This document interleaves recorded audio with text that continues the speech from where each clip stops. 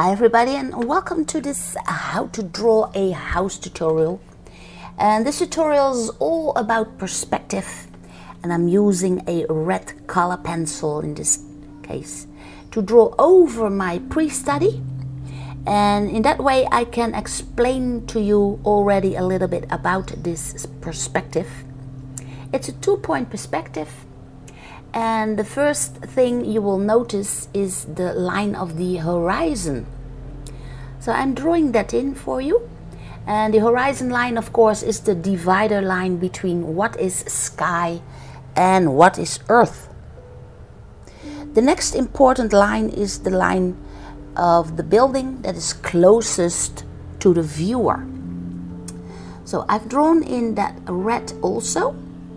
And then I take my ruler again and I can simply point out my right vanishing point and my left vanishing point, going all the way there. It's just out of the drawing paper, but it's there. So that's the left vanishing point.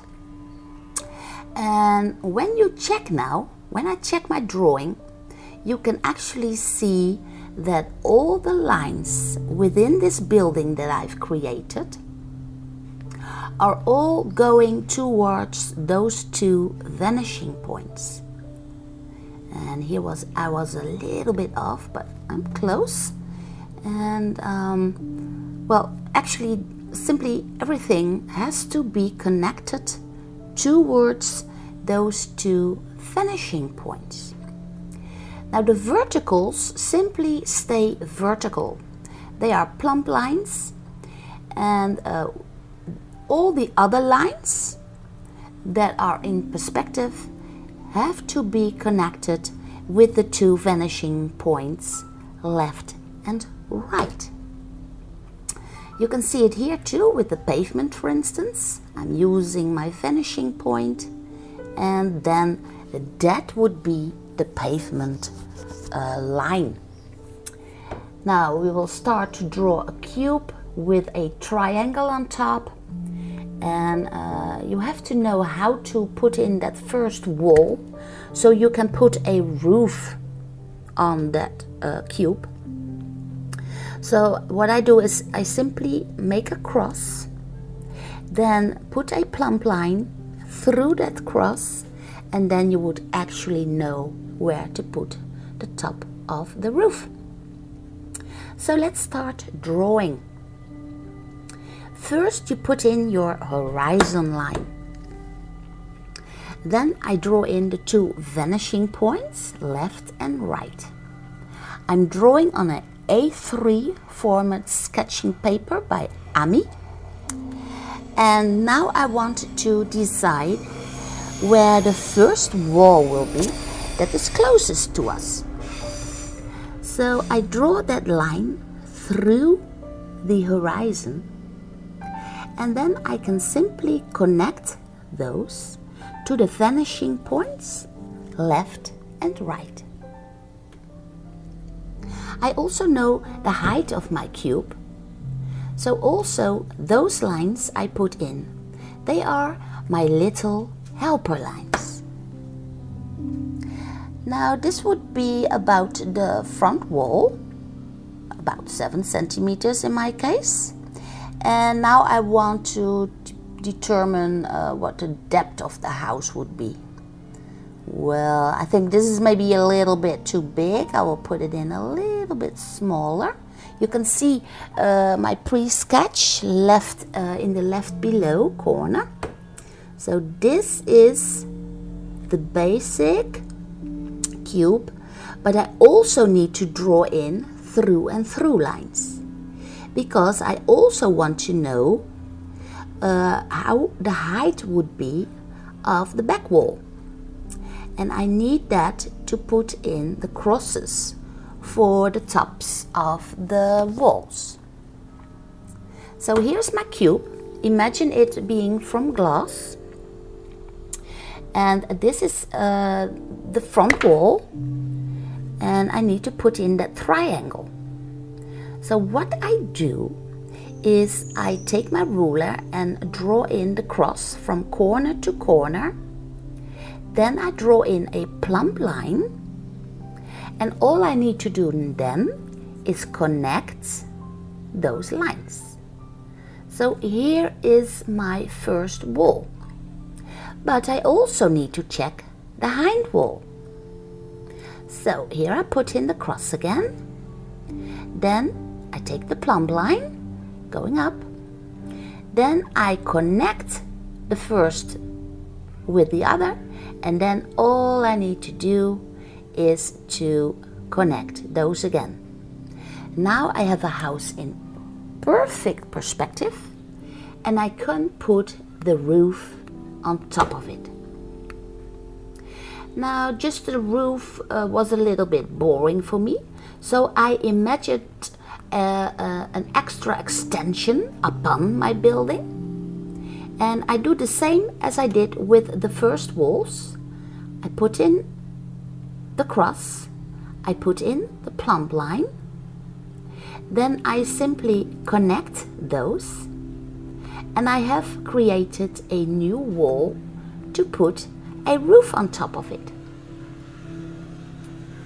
Now, of course, the roof itself has an extension too, and I want to draw it all the way back. I want to create some garages or something in the back, and this would be the little planks that are holding up the roof, for instance. So I can just use all those disappearing points to create a second roof if I want.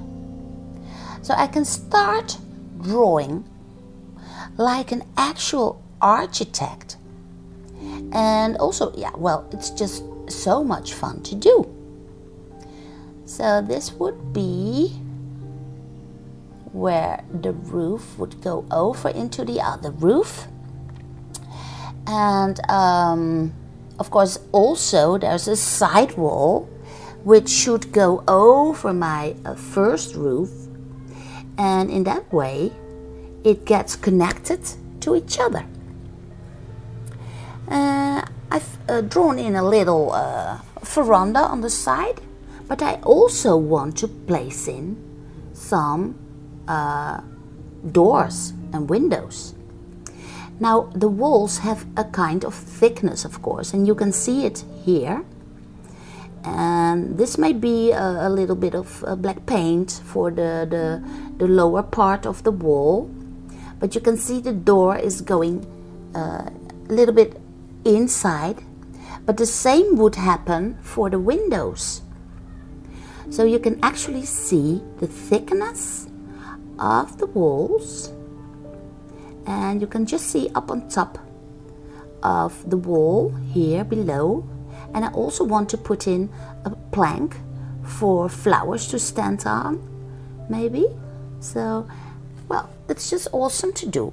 So keep notice of the thickness of the walls. Now on my Patreon page I have a extended tutorial about this, and I'm drawing for an hour with you, and I will explain more about how to create the doors and the windows. Okay, now let's see for the back of our building. I wanted to create some garages. Now for those walls I also need to draw in the thickness, and I'm keeping track of those disappearing points again. And it's very important, even if it's tiny and a little bit farther away, I need to keep track of my disappearing points. Now what I also love to do is to point out where the sun is coming from. So if the sun was coming from the left corner, then that would cast shadows upon the pavement and on the street, of course. I've drawn in a little bit of a trottoir, and here you can see the casted shadow. And the garages and the roof of the garage also cast a shadow. But there's also a shadow on the object itself, of course. It's their own shadow. So I put that all in the shadow, and because the sun is shining from the left, all that is right will be covered in the shadow. That also goes for the side of the roof of my extension. And there's a casted shadow here on the wall of the top building that I want to draw in, of course. And there are shadows for the inside of the window here. So I draw that in too. And what you get then is somewhat more of perspective and a 3D feel in your drawing. Now the first starter lines I did with the red color pencil for you, because they stay visible even though now I'm drawing with the chalk, the charcoal. The red lines will stay visible, and I did that for you to keep seeing what I'm doing. So if you were to draw this for yourself, I would recommend just simply take one kind of medium. What I'm doing here now is I put in little details, and you can put in as much detail if you want.